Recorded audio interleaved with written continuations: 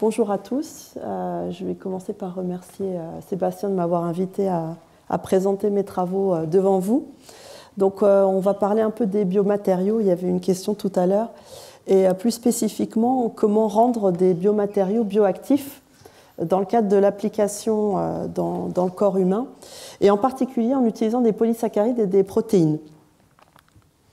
Donc un biomatériau est un implant médical, mais pas seulement, c'est un matériau qui est non vivant et qui est en contact avec un système biologique et pour traiter ou pour prévenir une maladie.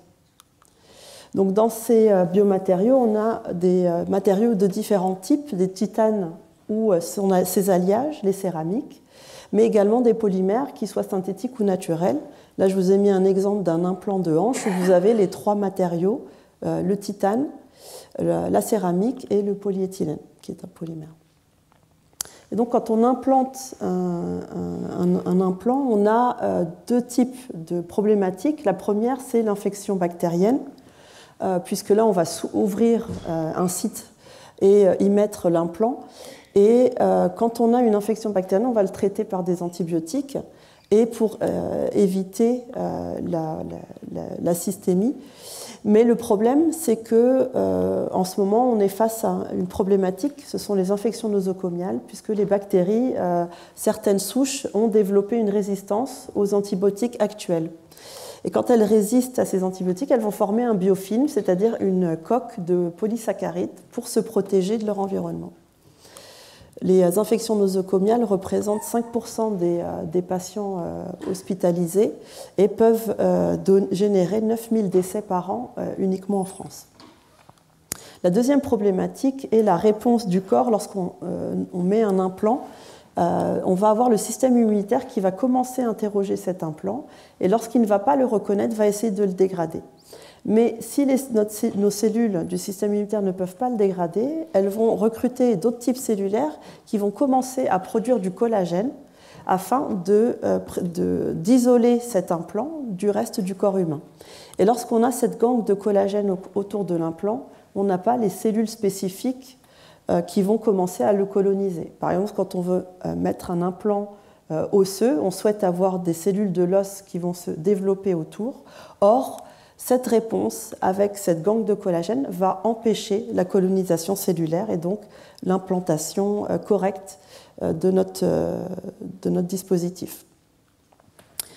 Alors quand on veut traiter une réponse d'un implant vis-à-vis de son environnement, il faut commencer à traiter ce qui est au contact. Et donc on va commencer à traiter la surface. D'où l'idée d'essayer de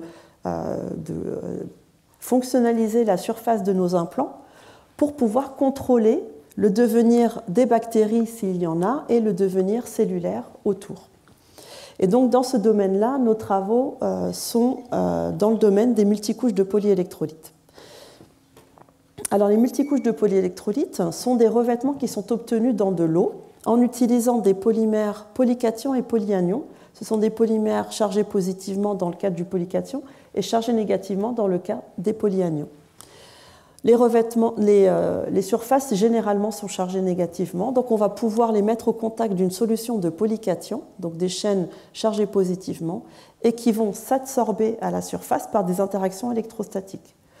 Et ensuite, après rinçage, on va pouvoir mettre au contact d'une solution de polyanions, donc ce sont les polymères chargés négativement, pour pouvoir réaliser une deuxième couche.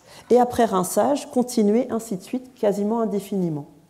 Donc ce type de procédé peut être obtenu en trempant notre surface, mais également en pulvérisant notre solution de polymère, et plus récemment en brossant avec un pinceau sur la surface du substrat qu'on veut traiter. Alors c'est une méthode qui est très simple, elle est dans l'eau, elle est à température ambiante, et on peut modifier les propriétés de ces films, que ce soit leur épaisseur, leur rugosité, leur charge de surface, en jouant sur différents paramètres qui sont le nombre de couches déposées, la nature du polyélectrolyte, le pH, mais également la force ionique. Et c'est une méthode qui est très puissante dans le domaine des biomatériaux, puisque si on veut donner une bioactivité à une surface, on doit utiliser une molécule ou une macromolécule bioactive qui sont souvent solubles dans l'eau dans ce cas-là. Et donc là, je voudrais vous présenter 3 exemples qu'on a développés au laboratoire. Les 2 premiers concernent le développement de revêtements antibactériens, dans un premier cas en utilisant des molécules biosourcées, et dans le deuxième cas avec une démarche de biomimétisme. Et enfin, je terminerai par le développement de cellules, de tissus de muscles in vitro. Donc le premier exemple qui est le revêtement antibactérien biosourcé.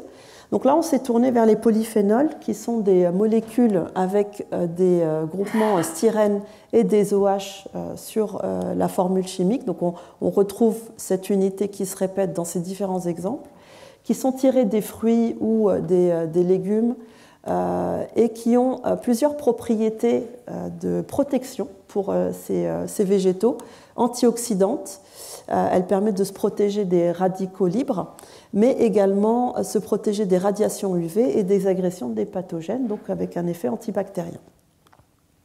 Celui qu'on a choisi est l'acide tannique, qui est celui qui est le plus couramment, qui est le plus courant et qui se retrouve dans les feuilles des plantes ou des fruits. Donc il a cette structure-là avec un cœur sucre et plusieurs unités catéchols et galols, donc qui est antibactérien, comme je disais, antioxydant, anti-inflammatoire, antitumoral, et qui a aussi cette propriété de complexer avec des protéines par des liaisons hydrogènes. Et comme partenaire, puisque quand on veut réaliser ces méthodes de dépôt couche par couche, on a choisi le collagène, qui est une protéine qui se retrouve à 35% dans notre corps et qui a la capacité de guider la colonisation cellulaire, puisqu'elle est reconnue par les cellules. Alors quand on utilise le collagène, on doit travailler à un pH acide puisqu'il est insoluble au-delà d'un certain pH. Donc quand on a voulu construire ces films, il a fallu choisir un tampon. Donc c'est une molécule qui permet de fixer le pH à une valeur donnée sans qu'elle change lorsqu'on va rajouter les molécules et les macromolécules qu'on utilise. Et donc on a utilisé le tampon acétate et le tampon citrate. Et donc la première chose qui nous a étonné quand on a construit nos films, c'est qu'on a vu que l'épaisseur de ces films était différente lorsque les solutions qu'on utilisait étaient préparées dans le tampon citrate ou dans le tampon acétate, avec une meilleure construction dans le tampon acétate que dans le cas du tampon citrate. D'autre part, on s'est intéressé à la topographie des films. Donc on a regardé quelle structure avaient ces films. Et donc sur ces images de microscopie à force atomique, vous avez une structure fibrillaire dans le cas de l'acétate qui se rapproche de la structure fibrillaire du collagène. Et par contre, dans le tampon citrate, on a plutôt des granules et la structure fibrillaire ne se voit pas du tout. Et donc là, on a mis en évidence, c'était la première fois, qu'il y avait un effet de la solution tampon qu'on utilisait et pas uniquement du pH. Là, on est au même pH qui est de 4 dans les 2 cas. Donc on s'est intéressé aux interactions qui pouvaient se passer entre le collagène et l'acide tannique selon la solution tampon qu'on utilisait. Pour cela, on a utilisé la calorimétrie isothermique pour mesurer la chaleur de complexation lorsque l'acide tannique rentre en contact avec le collagène. Donc on a réalisé un ajout goutte à goutte d'acide tannique et suivi la chaleur dégagée par l'interaction. Et donc ce qu'on voit dans le cas de l'acétate, on a de la chaleur qui est libérée, donc on a un phénomène exothermique qui va jusqu'à la fin au-delà jusqu'à 2 en ratio, en rapport molaire entre l'acide tannique et le collagène, et c'est dû aux interactions hydrogènes entre l'acide tannique ici en vert et le collagène ici. Dans le cas du citrate, on a au début une réaction exothermique et puis tout d'un coup ça sature, on n'a plus rien qui se passe. Et donc dans ce cas-là, on a totalement saturé nos sites autour du collagène et d'ailleurs à la fin, on a le collagène qui a précipité au fond de notre ballon ici. Donc cette expérience nous montre qu'il y a une très forte interaction entre l'acide tannique et le collagène.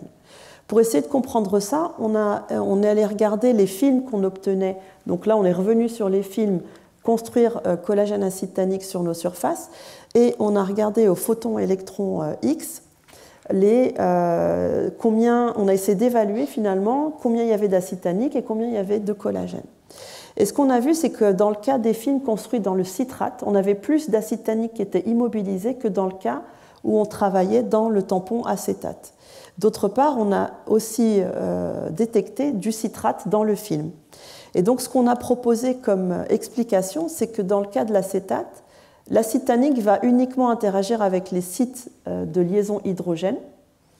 Et dans le cas du citrate, comme on a une molécule avec 3 carboxyliques et qu'on est à pH 4, on en a 2 qui sont protonés et 1 qui est déprotoné. Ce carboxylique déprotoné va interagir avec les sites chargés positivement du collagène et créer un pont pour absorber plus d'acide tannique, et donc sur les sites qui ne sont pas accessibles sur l'acétate. Et donc on a essayé de comprendre pourquoi on avait ces structures granulaires, et donc on est allé suivre le dépôt de collagène et d'acide tannique dans une expérience qui s'appelle la microbalance à cristal de quartz, qui permet de mesurer dans le temps, lorsqu'on injecte nos molécules, l'augmentation de masse. Donc ici, on a injecté le collagène à la surface, on a une augmentation de la fréquence qui correspond à une augmentation de masse, donc on a bien absorbé du collagène à la surface, on a rincé avec du tampon, et puis on a injecté l'acide tannique. Et ce qu'on voit, c'est que l'acide tannique diminue la masse absorbée, donc on a une perte de matière. Par contre, on peut remettre encore du collagène et ainsi de suite. Alors d'où vient le fait qu'on diminue la masse qui est absorbée? Lorsqu'on arrive avec l'acide tannique ici en vert au contact de notre surface, le collagène va se désorber de la surface, commencer à complexer avec l'acide tannique, et comme l'acide tannique va créer des ponts entre nos structures de collagène, il va créer des agrégats dans le surnageant. Et ensuite, ces agrégats vont commencer à se réabsorber à la surface sous forme de granules, ce qui explique ces images en microscopie à force atomique. On a construit à pH 4. Quand on veut utiliser ces films pour traiter des infections bactériennes, pour prévenir des infections bactériennes, on va être obligé d'aller à pH physiologique, donc pH 7,4 dans 150 millimolaires NaCl. Et donc ce qu'on a vu, c'est que lorsqu'on met nos films qui ont été construits à pH 4 dans un tampon physiologique, donc on change de pH, on change de concentration en sel, on a une libération de l'acide tannique qui est plus importante dans le cas des films citrates que dans le cas des films acétates, ce qui est cohérent avec le fait qu'on a absorbé beaucoup plus d'acide tannique quand on a construit nos films. Et ensuite, on a mis des bactéries sur notre surface, donc des staphylocoques dorés, et on a compté le nombre de colonies formées sur la surface. Et ce qu'on voit, c'est que lorsqu'on utilise des films qui sont construits dans le tampon acétate, on a autant de bactéries quasiment que lorsqu'on les cultive sur une surface non traitée. Par contre, ce qui a été étonnant, c'est que dans le cas des films construits dans le tampon citrate, on a une très forte diminution de la quantité de bactéries sur la surface. Et ce qui est assez étonnant, c'est qu'on peut trouver un cas où on libère autant d'acide tannique dans le tampon citrate que dans le tampon acétate, et pourtant, on a une très forte différence entre ces deux cas. En plus, on sait que l'acide tannique, il faut une concentration de 100 microgrammes par millilitre pour être bactéricide. Or là, on libère à peine 10 microgrammes par millilitre. Et donc on explique le fait que les films construits dans le tampon citrate sont plus efficaces que dans le tampon acétate par justement la présence de ces granules qui sont en contact avec les bactéries et qui vont attaquer ces bactéries localement et avoir une concentration efficace. Je vais vous parler du deuxième exemple sur les revêtements biomimétiques cette fois. Et donc là, on s'est inspiré de ce que Elena Ivanova a mis en évidence sur les ailes de cigale, qui ont cette propriété de super hydrophobicité, c'est-à-dire que les gouttes d'eau vont rester sphériques à la surface, ce qui est dû à une nanostructuration de la surface de ces ailes. Ici, on a comme des sortes de poteaux de 300 nanomètres à peu près de hauteur, et on voit que lorsqu'on a les bactéries qui sont absorbées sur la surface, elles vont être totalement tuées par ces nanostructurations. On l'a vu aussi sur les ailes de libellules et les geckos, et on explique cette propriété par le fait que les bactéries vont être, les membranes vont être trouées à cause de ces nanostructurations, soit par contact, soit par le mouvement de la bactérie qui va se heurter à ces nanostructures, ou simplement par un flux, un mouvement de flux à la surface. Et en plus, on sait que les ailes d'insectes sont composées de chitine, qui est un polysaccharide dont la structure est ici, qui se retrouve dans les coquilles de crustacés également et les champignons. Et donc nous avons regardé dans la littérature, aucun film à base de chitine uniquement été reporté en tant qu'antibactérien. Et on s'est posé la question, comme ce sont des nanocristaux qui sont représentés ici de l'ordre de 116 nanomètres de longueur et 10 nanomètres de largeur, donc qui sont anisotropes, est-ce que si on les complexait avec l'acide tannique en utilisant du fer dans ce cas-là, on pourrait éventuellement les orienter avec un pinceau pour avoir une nanostructuration qui pourrait être antibactérienne. Et donc on a comparé la construction avec le pinceau et avec le trempage, et par trempage. Donc on a acheté des pinceaux de dessin et on a simplement peint nos revêtements d'acide tannique, de fer 3 et de chitine à la surface. On a mesuré l'épaisseur de ces films, on dépose beaucoup plus de chitine, enfin de dépôt de chitine en particulier avec le trempage par rapport au brossage. Et on a regardé la topographie en microscopie à force atomique et on voit bien que les nanocristaux sont orientés dans le cas de l'utilisation du pinceau et pas dans le cas du trempage. On a évalué cette orientation en utilisant un logiciel Imagy pour évaluer l'angle d'orientation privilégié par le dépôt. Et on voit que là, on a notre dépôt qui est orienté, puisqu'on a un maximum d'orientation à 0 degré ici, qui est dans le sens de notre pinceau, ce qui n'est pas le cas dans le cadre du trempage. Et donc, on a voulu voir quel était l'état des bactéries au contact de ces surfaces. Et donc, ce qu'on a vu, c'est que sur les films orientés, donc ici, vous avez Staphylocoque doré et Escherichia coli, avec les bactéries en vert vivantes et mortes en rouge.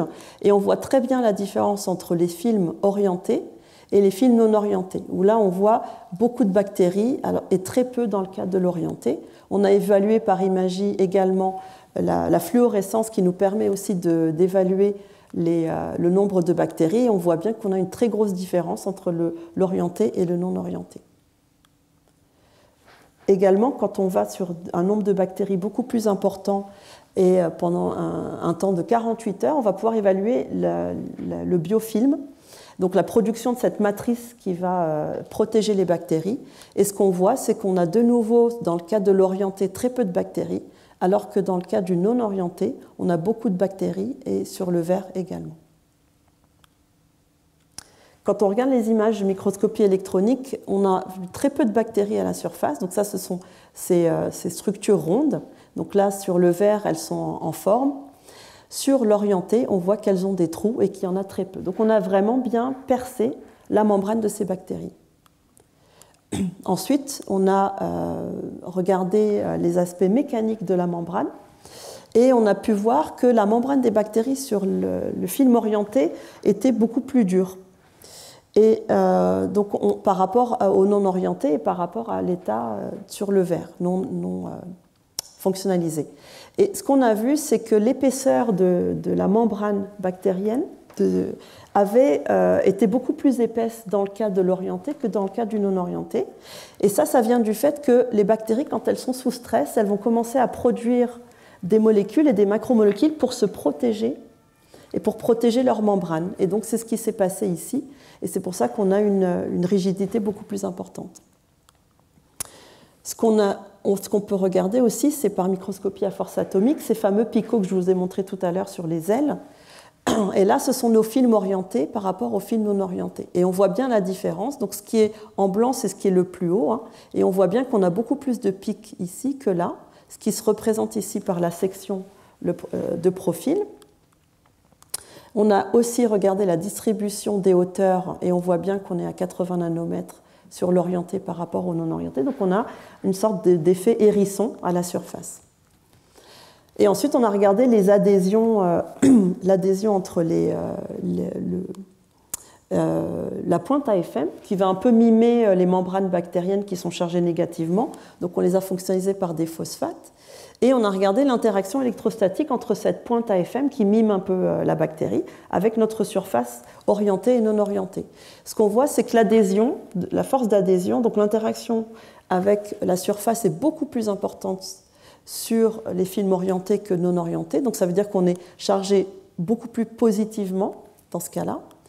Et en plus, quand on regarde la densité de charge à la surface, sur 5 x 5 micromètres carrés, on voit qu'on a beaucoup plus de points bleus ici que sur le non orienté. Et ça veut dire qu'on a plus de charges positives sur une même surface que sur le non orienté. Et donc on a deux effets. On a les charges positives qui vont attirer les bactéries qui sont chargées négativement et qui vont rencontrer ces pics en type de hérisson et les trouer pour justement les tuer. Donc je l'ai représenté ici dans ce cas-là. Donc je terminerai avec le dernier exemple sur plus le développement de tissus. Donc là, je vous ai parlé comment contrôler le devenir des bactéries. Maintenant, je vais vous parler de comment contrôler le devenir de cellules. Quand on regarde le tissu musculaire, c'est un tissu qui est plutôt orienté, avec plusieurs niveaux ici qu'on voit, et en particulier les myofibrilles qui sont ici. Ces myofibrilles, ce sont des associations de myotubes qui sont ensemble et qui viennent de myoblastes, donc ce sont comme des cellules souches qui circulent dans notre corps et qui vont migrer pour commencer à adhérer dans le site dont on a besoin et qui vont s'orienter et ensuite fusionner en une super cellule qui s'appelle le myotube avec plusieurs noyaux à l'intérieur et ensuite former les myofibres. Donc quand on veut développer un tissu musculaire, ce qu'il nous faut, c'est orienter ces myoblastes et les différencier pour avoir le myotube. Et donc une de nos questions était est-ce qu'on peut utiliser notre film de collagène acétanique que je vous ai montré tout à l'heure, mais en l'orientant avec le fameux pinceau, puisque le collagène a une structure fibrillaire, et donc on voulait savoir si on pouvait l'orienter avec ces pinceaux. Et donc on a construit les films toujours à pH 4. On a donc l'épaisseur ici qui est plus importante avec le trempage. On devine une orientation du collagène qui est moins visible qu'avec la chitine, mais avec l'évaluation avec le logiciel, on voit bien qu'on a une orientation qui est privilégiée à 0 degré par rapport à celui qui est obtenu par trempage. À pH physiologique, de nouveau, l'acétanique est libérée. Donc on a construit à pH 4, on va dans un tampon physiologique pour pouvoir mettre nos cellules, nos myoblastes. Et on a mis des myoblastes humains. Et ce qu'on voit sur les films qui ont été réalisés par trempage où le collagène n'est pas orienté, on voit très peu de cellules. Donc ce qui est en rouge, c'est leur cytosquelette, et ce qui est en bleu, c'est leur noyau. Donc là, vous avez un zoom d'une des cellules qui est ici. Et ce qu'on a regardé, c'est le marqueur de différenciation. Donc on peut suivre la différenciation cellulaire en utilisant des fluorophores, ici la myosine qui est en vert.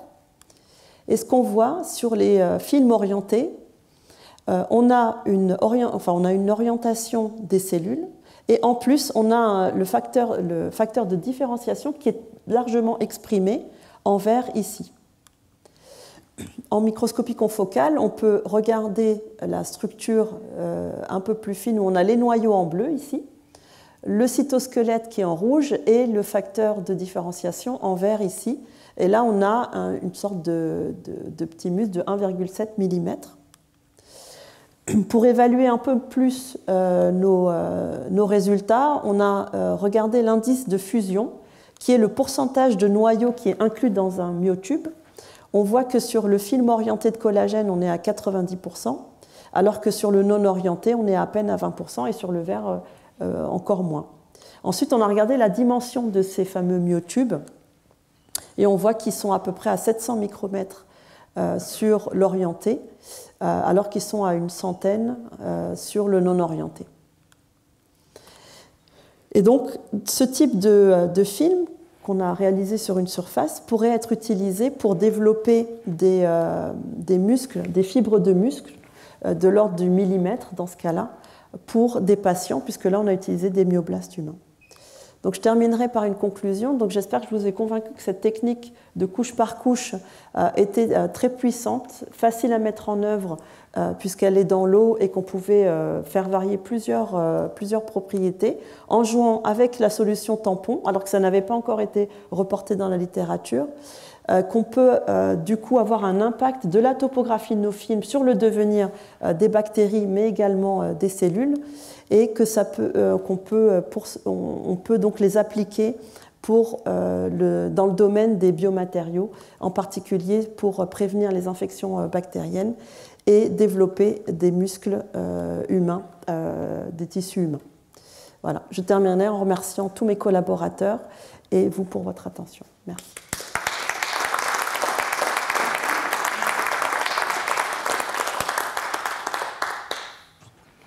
Bonjour à tous. Eh bien, moi aussi, je voudrais remercier chaleureusement Sébastien qui m'a invité à présenter nos activités de recherche que l'on réalise au laboratoire de chimie des polymères organiques, le LCPO, à Bordeaux. Donc, les travaux auxquels je me consacre portent sur l'étude de polymères qui sont bio-inspirés, qui sont des polymères un peu particuliers qu'a mentionné Sébastien, qui sont des polypeptides inspirés de l'élastine.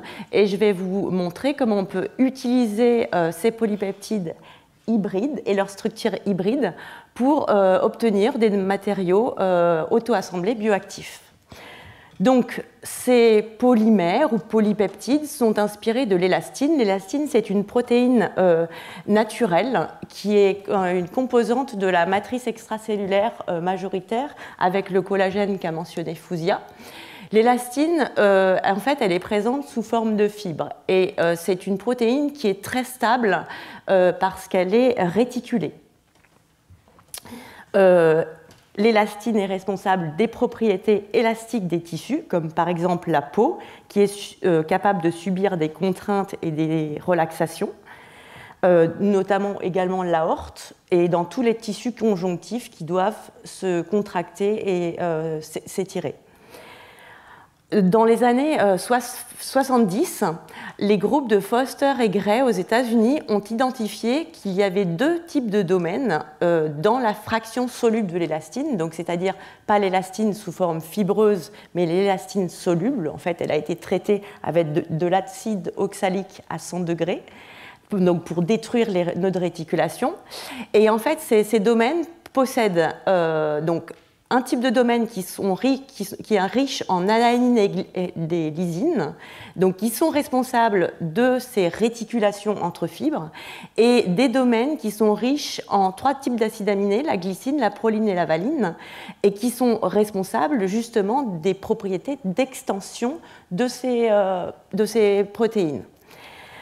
Lorsque une analyse un peu plus poussée a été réalisée sur la séquence de ce domaine hydrophobe, en fait, il a été identifié qu'il y avait des peptides qui étaient fortement répétés, des séquences peptidiques fortement répétées, notamment des séquences de type valine, proline, glycine, glycine, donc VPGG, mais aussi VPGVG ou alors APGVGV. Et ces observations ont été vraiment à la base des travaux pionniers qui ont été réalisés par Dan Ury aux États-Unis à l'université d'Alabama.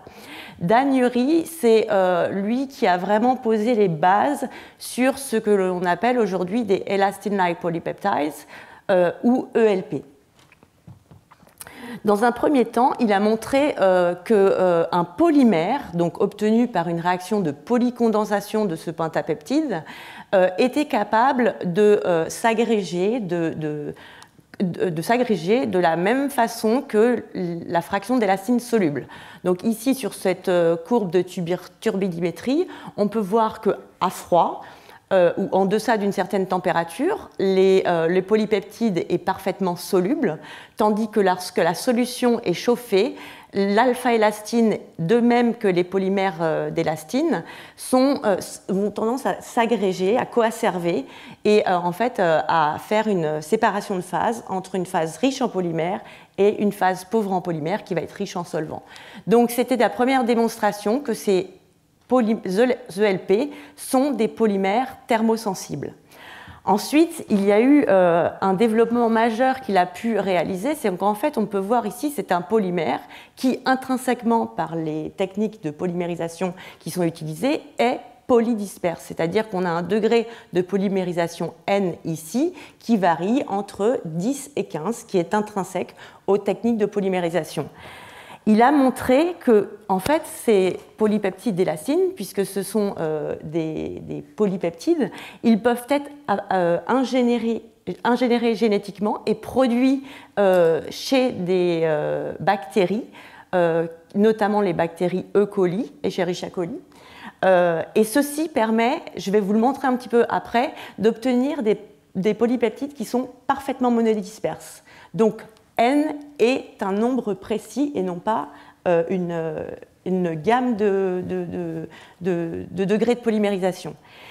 Et les troisièmes travaux que je voudrais citer, parce que ça a vraiment été la base de tout ce qui a pu être fait, notamment par Ashutosh Chilcotti, qu'a mentionné Sébastien tout à l'heure, c'est que, en fait, Dan Urey et ses collaborateurs ont montré que ces propriétés de thermosensibilité pouvaient être mises à profit pour extraire ces ELP et les isoler des lysabactériens simplement par des cycles de température et de refroidissement. Simplement en faisant des cycles de température, on fait précipiter le polypeptide d'élastine et on élimine dans le surnageant toutes les protéines qui sont produites par les bactéries et qui vont être des polluants.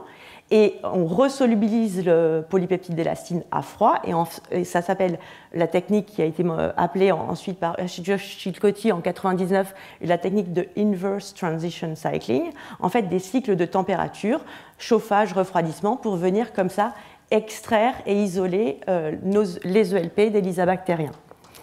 Donc, pour résumer, les polypeptides d'élastine sur lesquels on travaille actuellement sont constitués de séquences répétées de ce pentapeptide, valine, proline, glycine, un résidu hôte et une glycine. Et comme l'a mentionné Sébastien, donc ils sont thermosensibles. À froid, ils sont parfaitement solubles. Et au-delà d'un point de trouble, en phase aqueuse, ils vont avoir tendance à s'agréger, à expulser l'eau. Et donc, ce sont des polypeptides qui ont une température critique basse de solubilité de l'ALCST. Et ce phénomène est parfaitement réversible, c'est-à-dire, Sébastien l'a montré dans sa vidéo, on peut refroidir, chauffer, on va avoir une agrégation et une resolubilisation réversible. Alors, ce point de trouble, ici, il peut être modulé au moyen de différents paramètres, notamment les paramètres macromoléculaires, notamment la nature de ce résidu hôte ici, je vais en parler un petit peu plus tard, mais également la longueur de chaîne ou des paramètres que je dirais environnementaux, que sont la concentration en polymère, mais également la présence de sel ou la force ionique. Et comme je vous le disais, donc pour nous qui travaillons sur des objets auto-assemblés, cette propriété thermosensible vont avoir un double avantage.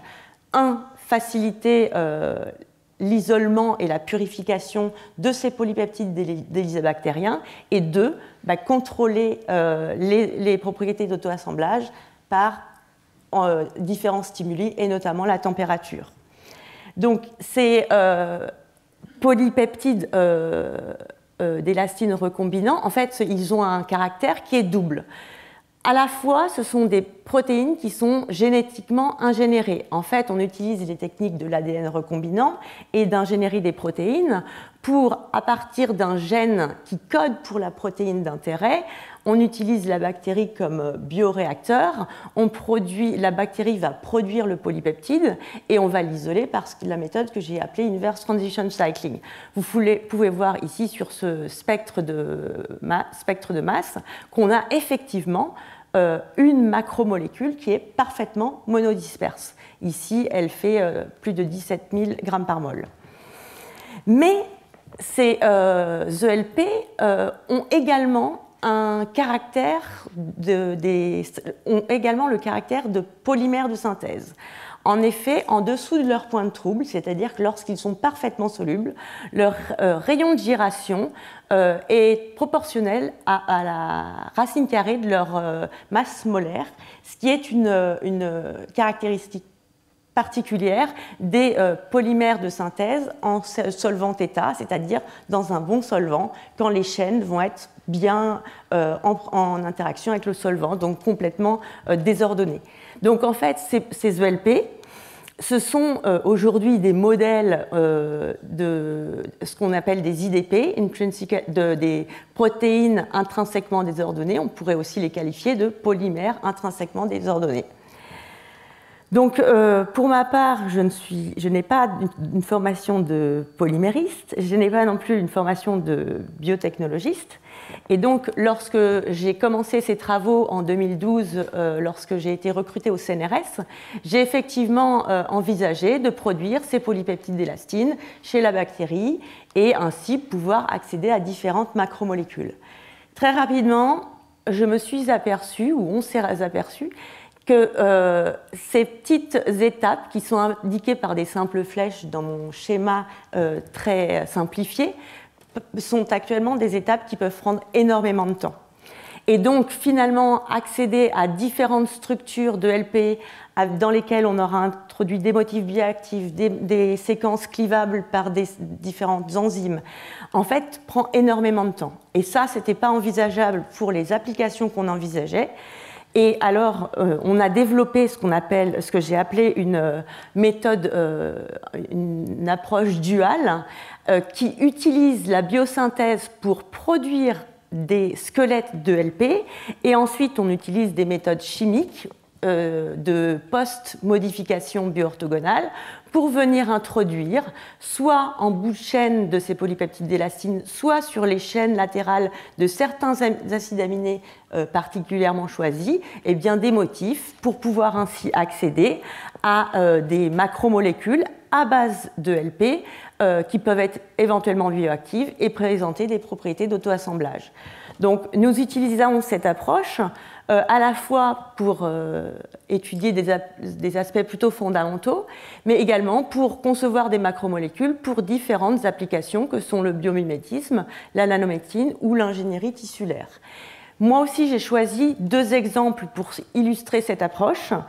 Le premier exemple, excusez-moi, je voulais préciser avant que les structures, les squelettes d'élastine sur lesquels on travaille, donc la structure est représentée ici. Vous voyez des répétitions de séquences valine, proline, glycine, valine, glycine, et puis ceci de façon répétée.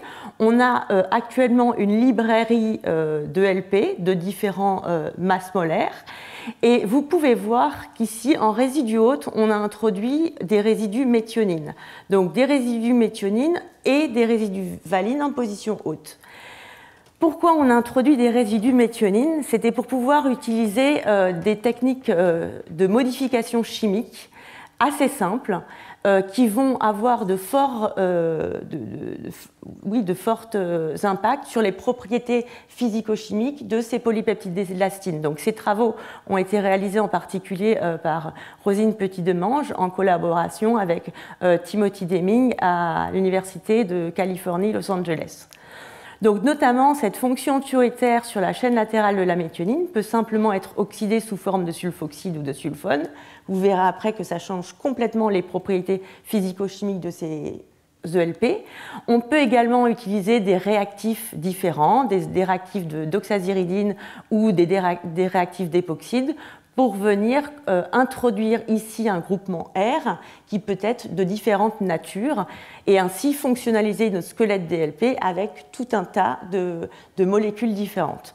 Donc un premier exemple de ce que l'on a pu, des macromolécules que l'on a pu synthétiser de cette façon-là, c'est ici ce qu'on appelle un polypeptide greffé avec des chaînes grasses, des chaînes oléiles. Donc on a ici le squelette ELP qui porte 40 répétitions et sur les 11 méthionines présentes dans la répétition, on a greffé des chaînes ici, des chaînes grasses, des chaînes oléiles. En termes de rétrosynthèse, on a introduit par l'utilisation d'un dérivé d'époxyde un groupement alcyne aliphatique et on a synthétisé un acide oléique porteur d'un groupement azido de façon à pouvoir faire le couplage covalent par chimie catalysée au cuivre, donc c'est ce qu'on appelle la chimie clique, donc de la chaîne oléile sur les alcynes aliphatiques. Ces travaux ont été réalisés par une postdoctorante, Vuzala Ibrahimova. Pour ce qui est de la caractérisation, je ne vais pas entrer dans le détail, mais on a des macromolécules qui sont amphiphiles, puisqu'on a ici des chaînes grasses et ici un polypeptide qui est plutôt hydrosoluble. Donc la caractérisation n'est pas toujours triviale. Ici, en particulier, on a utilisé l'ARMN, on utilise la chromatographie d'exclusion stérique, mais l'enjeu de nos caractérisations, c'est de montrer que nos chaînes ont bien été attachées à notre squelette polymère. Ensuite, je vais vous montrer que c'est ce que j'appelle ces molécules greffées avec des acides oléiques peuvent être auto-assemblées, et pour cet auto-assemblage, on a utilisé une technique un peu particulière qui est la réhydratation de film. Très brièvement, notre amphiphylle, on l'a solubilisé dans un cosolvant, donc un mélange de chloroforme et de méthanol, de façon à ce qu'il soit bien soluble. On a utilisé des billes de verre que l'on est venu mettre dans la solution. Ce qu'on en a fait, c'est qu'on a évaporé le solvant, et à ce moment-là, le polymère est venu s'absorber à la surface de nos billes de verre. Puis, une fois le solvant évaporé majoritairement, on est venu mettre un tampon à queue, c'est-à-dire un mauvais solvant des chaînes oléiles et un bon solvant de la chaîne polypeptidique. Et ceci nous a conduit à former des nanoparticules. Alors, on a pu voir qu'en utilisant des billes de 5 mm de diamètre, on a fait ce qu'on appelle des vésicules géantes, qui sont en fait toutes petites puisqu'elles font une vingtaine de microns. Et en utilisant à l'inverse des billes de 0,5 mm de diamètre, on a fait ce qu'on appelle des vésicules de taille nanométrique. Vous pouvez voir ici que leur diamètre est autour de 200 nanomètres. La chose très intéressante que l'on a pu mettre en évidence sur ces vésicules de taille nanométrique, c'est que ces vésicules conservent le caractère thermosensible des polypeptides d'élastine. Alors là, c'est un graphe un peu plus complexe, je vais le détailler. Ce qu'on peut voir, c'est qu'à chaud, nos nanoparticules sont plus petites que celles que l'on obtient lorsque l'on refroidit la solution à 20 degrés. On le voit ici sur une courbe de diffusion de lumière. Lorsque l'on chauffe la suspension de nanoparticules, on a une intensité de lumière diffusée qui va augmenter. Et à l'inverse, lorsqu'on va refroidir, cette intensité va diminuer. Et ceci de façon très réversible. Comment on le comprend et comment on l'a expliqué, ce phénomène ? C'est qu'en fait, quand vous avez vos vésicules qui sont à froid, donc ici à 20 degrés, vous avez vos boucles d'élastine de 2LP qui sont bien présentes, bien solubilisées dans le solvant à queue, puisqu'elles sont à froid, elles sont parfaitement solubles, et donc on a des vésicules qui sont plutôt gonflées. Lorsqu'on va chauffer cette suspension de vésicules, en fait, les chaînes de LP vont ressentir l'effet de la température, elles vont se déshydrater et elles vont collapser à la surface de nos vésicules. Alors, elles collapsent, mais elles permettent néanmoins de conserver la stabilité colloïdale puisqu'on ne voit pas une agrégation macroscopique de ces vésicules. Donc ça veut dire qu'on a encore des présences d'eau, à 37 degrés, on a conservé de l'eau pour venir stabiliser nos vésicules. En revanche, elles sont contractées puisque les chaînes de polypeptides sont venues se rétracter à la surface des vésicules, et ceci est réversible. On a pu montrer qu'on pouvait utiliser ce phénomène pour venir relarguer ou libérer une drogue modèle, en fait un fluorophore. Donc le fluorophore est alors est alors libéré lorsqu'on le refroidit la solution. On prépare notre suspension de nanoparticules à chaud, on encapsule notre modèle de principe actif, et lorsque l'on refroidit la vésicule, comme en fait elle se gonfle, eh bien, le principe actif peut sortir plus facilement de ces vésicules. Mais en termes d'application, c'est plus facile de libérer un médicament en chauffant qu'en refroidissant. Refroidir un tissu, la cryothermie, c'est beaucoup moins utilisé que l'hyperthermie. Donc en termes d'application, c'est peut-être limité, mais on a trouvé que cet exemple était quand même assez remarquable. Le deuxième exemple sur lequel je voudrais mentionner, c'est la synthèse d'un bioconjugué où on a attaché un photosensibilisateur à un bout de chaîne de LP. Et ceci a été réalisé dans le cadre d'un projet qui a été coordonné par Jan Van Est aux États-Unis, un projet qui a été financé par l'Europe et qui visait à développer des nanoparticules à base de polypeptides thermosensibles pour des thérapies abdominales. Donc, notre implication dans ce projet, et ça a été encore Vuzala qui a réalisé la synthèse, ça a été d'incorporer donc ici un photosensibilisateur que l'on va appeler TT1, donc qui est une molécule qui est capable, sous irradiation lumineuse, de générer des espèces oxydantes des espèces réactives de l'oxygène. Merci. Donc voilà, donc ce que l'on appelle des ROS, Reactive Oxygen Species. Et donc voilà, on a réalisé ce conjugué TT1-ELP. Ce qu'on a pu observer très rapidement, c'est que l'illumination de ce photosensibilisateur avait pour effet direct de venir oxyder les résidus méthionine et notamment les fonctions thioéthaires présents sur nos chaînes polypeptidiques. Donc ce qu'on a pu voir, c'est que notre thioéther est venu s'oxyder en sulfoxyde par photoirradiation du photosensibilisateur. Ça a une conséquence qui est absolument énorme en termes de propriétés physico-chimiques.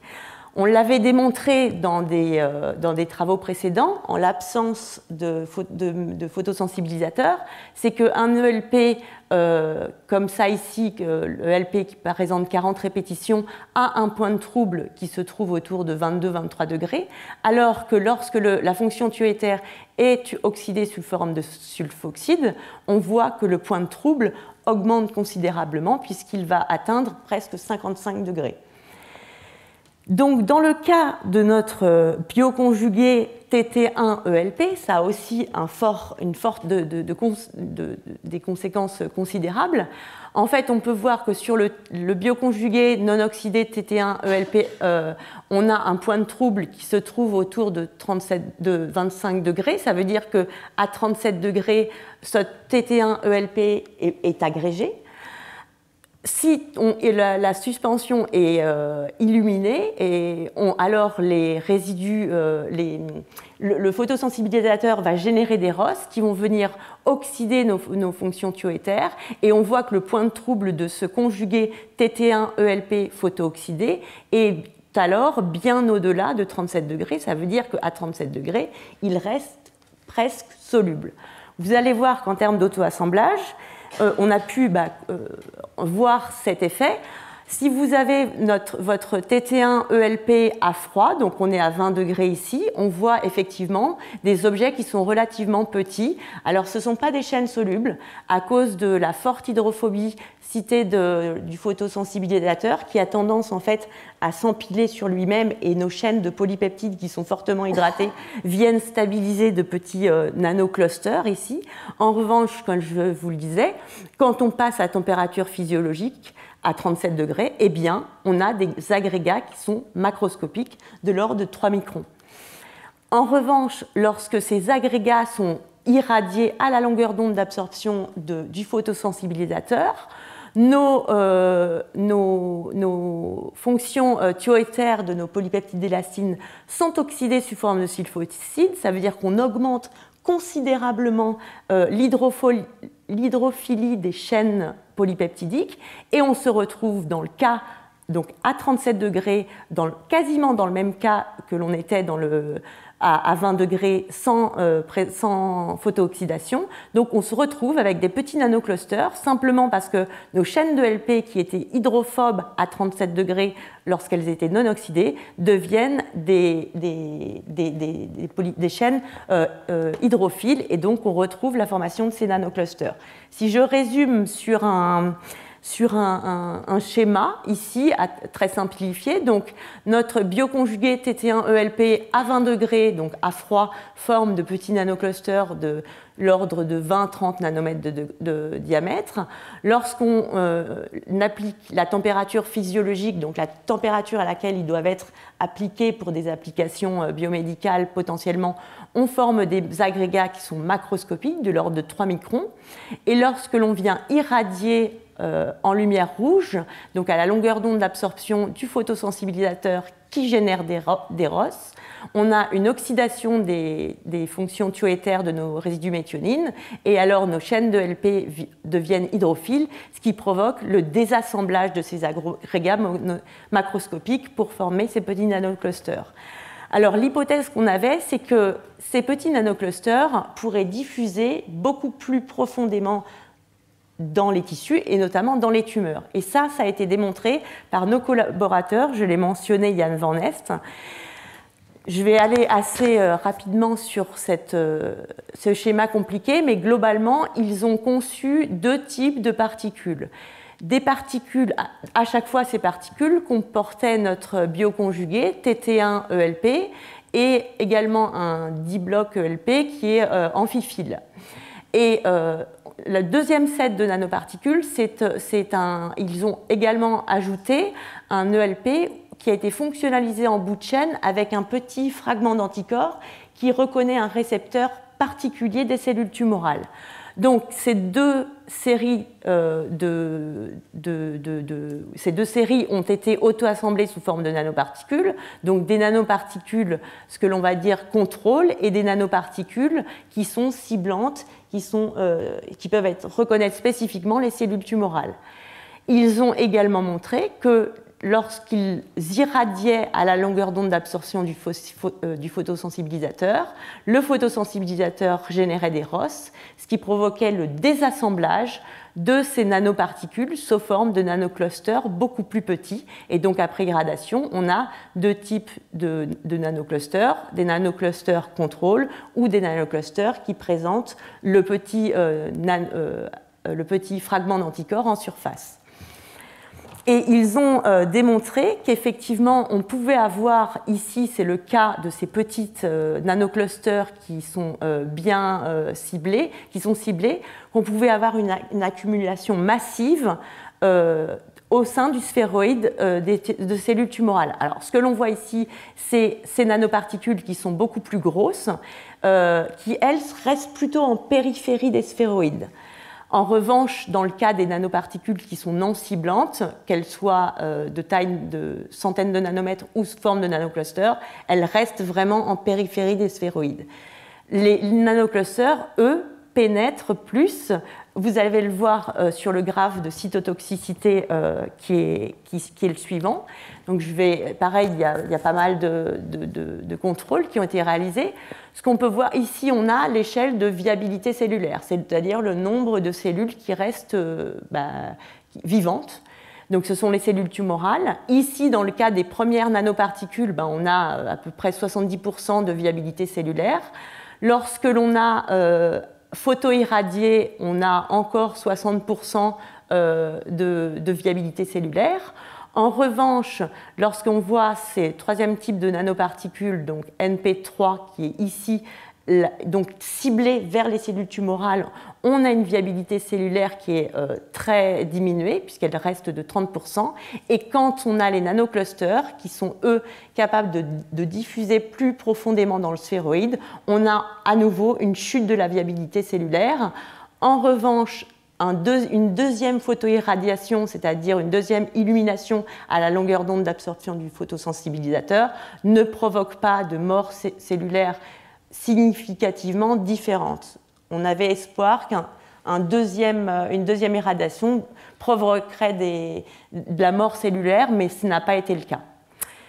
Donc j'en ai fini pour ma présentation. Donc en ce qui concerne le message que je souhaiterais vous faire passer, donc en conclusion, l'approche que je développe, que l'on développe dans l'équipe auto-assemblage polymères et sciences du vivant qui est dirigée par Sébastien Lecomandou, c'est qu'on essaye de s'inspirer de macromolécules naturelles et d'exploiter leurs propriétés, qu'elles soient physico-chimiques, biologiques, pour concevoir des biomatériaux synthétiques.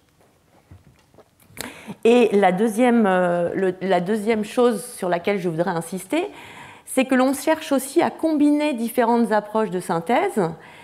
La semaine dernière, vous avez peut-être entendu mon collègue Colin Bonduel qui a présenté la synthèse de polypeptides par réaction de polymérisation par ouverture de cycle. Et ce sont donc des approches de synthèse que l'on combine, donc les approches recombinantes, les approches de polymérisation, les approches de post-modification ou de bioconjugaison orthogonale, pour obtenir efficacement des macromolécules qui présentent à la fois des propriétés d'auto-assemblage et une bioactivité au sein de leur séquence, de façon à accéder ainsi directement à des matériaux auto-assemblés biologiquement actifs. Si on prend le cas de nanoparticules, il est plus intéressant d'avoir une nanoparticule qui va directement comporter les fonctions biologiques plutôt que d'avoir une nanoparticule, par exemple de type polymère, que l'on va venir post-fonctionnaliser en aval de la synthèse de la nanoparticule pour des raisons de meilleure reproductibilité. Voilà, je vais terminer ma présentation en remerciant tous les doctorants, postdoctorants et ingénieurs de recherche qui ont pu travailler avec moi ou avec nous depuis mon intégration au LCPO en 2012. Je remercie les financeurs. Je veux remercier également Sébastien, avec qui je travaille depuis plus de 16 ans maintenant. On n'est pas toujours d'accord, mais il n'y a pas eu de conflit majeur, je crois. Et je voudrais aussi remercier Colin Bonduel qui développe donc l'autre approche de polypeptides. Moi, je développe des polypeptides monodisperses à partir de techniques recombinantes. Lui, il travaille sur des polypeptides qui sont un peu plus polydisperses, qui sont obtenus par polymérisation d'ouverture de cycle. Alors, on a régulièrement des échanges assez mouvementés autour de notre café du matin. Merci pour votre attention.